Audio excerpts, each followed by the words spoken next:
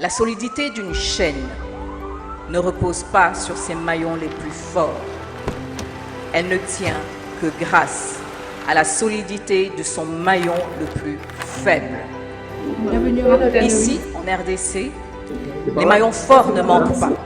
Et de nombreuses initiatives, ça et là, du secteur privé et de l'État, favorisent la marche en avant du pays. Si vous déconnectez le monde politique du monde des affaires, la volonté politique peut créer tous les champions nationaux dont nos pays ont besoin. On ne peut pas créer de champions sans qu'il y ait une véritable volonté politique. C'est pour ça que les patronats ont le devoir de créer cet environnement, donner les éléments qu'il faut au gouvernement pour mettre en place des mécanismes pour permettre aux champions de se développer, de se développer, de se développer, de se développer. Pour que cela advienne, notre foi en nous-mêmes, notre droit absolu de penser, notre chemin de développement ne sont pas en option.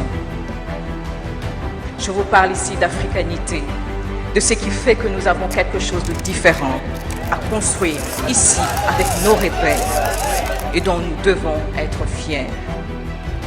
Je crois que c'est important de mentionner le contexte dans lequel nous exécutons justement ce programme des 145 territoires.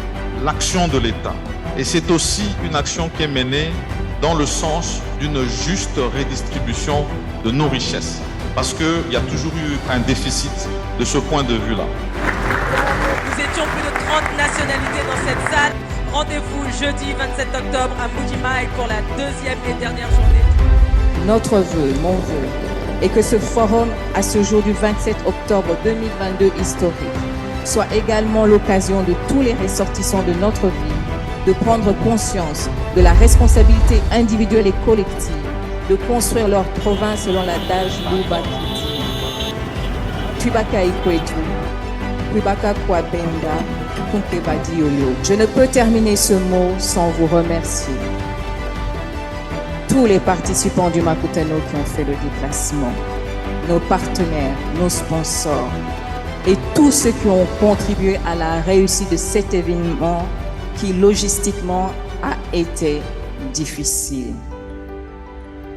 Mesdames et messieurs, distingués invités, la 8e édition du Forum Makutano aura eu, entre autres mérites, de mettre en lumière le secteur privé congolais, de faire un diagnostic exhaustif sur les faiblesses du dit secteur et enfin de dégager des nouveaux paradigmes en vue de sa résilience.